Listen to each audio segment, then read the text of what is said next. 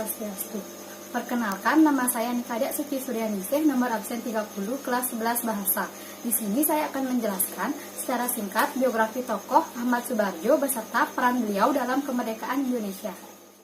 Dr. Raden Ahmad Subardjo Doyo Adisuryo merupakan tokoh pejuang kemerdekaan Indonesia, diplomat, dan seorang pahlawan Indonesia.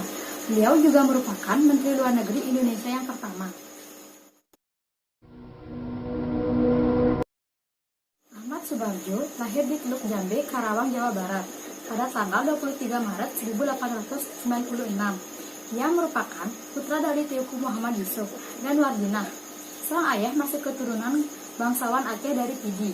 Kakek Ahmad Subardjo dari pihak ayah merupakan ule balang dan ulama di wilayah Lubeng Putu. Teuku Yusuf bekerja sebagai pegawai pemerintahan dengan jabatan Mantri Polisi di wilayah Teluk Jambe, Karawang. Sedangkan sang ibu merupakan keturunan Jawa Bugis dan merupakan anak dari camat di Teluk Agung, Cirebon. Mulanya, Ahmad Subardjo diberi nama Teuku Abdul Manaf oleh ayahnya dan Ahmad Subardjo oleh ibunya. Sedangkan nama Doyo Adisuryo ditambahkannya sendiri setelah dewasa, saat ia ditahan di penjara Ponorogo karena peristiwa 3 Juli 1946. Subardjo bersekolah di Hoger Burger School, Jakarta. Saat ini setara dengan sekolah menengah atas pada tahun 1917. Kemudian, ia melanjutkan pendidikannya di Universitas Leiden, Belanda, dan memperoleh ijazah Mister Inderesen.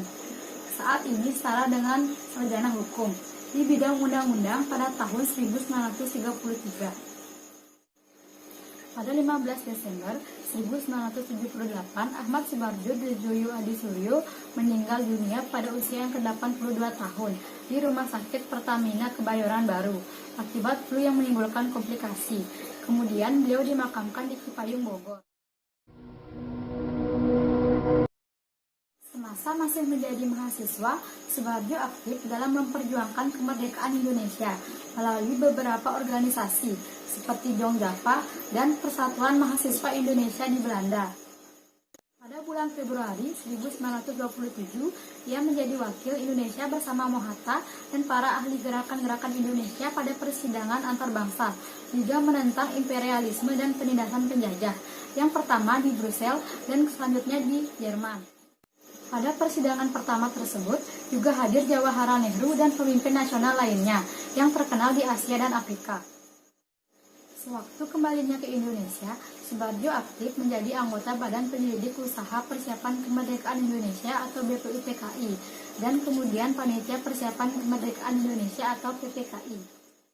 Pada tanggal 16 Agustus 1945, para pemuda pejuang termasuk Charles Saleh, Sukarni, dan Wikana, Sudan Kusini, dan pemuda lainnya membawa Soekarno dan Mohatta ke Rengas Dengklok.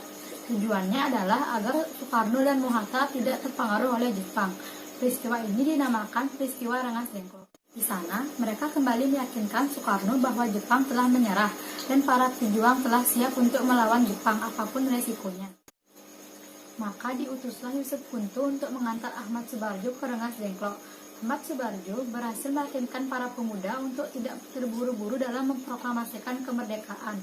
Bahkan Ahmad Subardjo memberikan jaminan dengan taruhan nyawa bahwa proklamasi kemerdekaan akan diumumkan pada tanggal 17 Agustus 1945, selambat-lambatnya pukul 11.30. Dengan adanya jaminan tersebut, Komandan Kompi Peta Rengas Dengklok Subenu bersedia melepaskan Soekarno-Hatta kembali ke Jakarta. Dalam merumuskan teks proklamasi, Subardjo ikut andil dalam mengusulkan isi teks proklamasi yang berbunyi, "Kami rakyat Indonesia dengan ini menyatakan kemerdekaan Indonesia." Esoknya, pada tanggal 17 Agustus 1945, menjelang siang proklamasi kemerdekaan dibacakan. Pada tanggal 18 Agustus 1945, Subardjo dilantik sebagai Menteri Luar Negeri pada Kabinet Presidensial, yaitu Kabinet Indonesia yang pertama, dan kembali menjabat menjadi Menteri Luar Negeri sekali lagi pada tahun 1951 sampai 1952. Selain itu, ia juga menjadi Duta Besar Republik Indonesia di Switzerland antara 1957 sampai 1961. Saya memilih Muhammad Soebardjo karena beliau telah berhasil meyakinkan golongan muda agar tidak terburu-buru dalam memproklamasikan kemerdekaan Indonesia. Bahkan beliau menjamin kemerdekaan Indonesia dengan nyawanya sendiri. Bersama Soekarno dan Hatta, beliau juga menyusun teks proklamasi kemerdekaan Indonesia di Rumah Laksamana Maeda. Baik, sekian dari video presentasi saya. Mohon maaf jika ada salah kata dan saya akhiri dengan Paramasanti. Om Santi Santi Santi Om.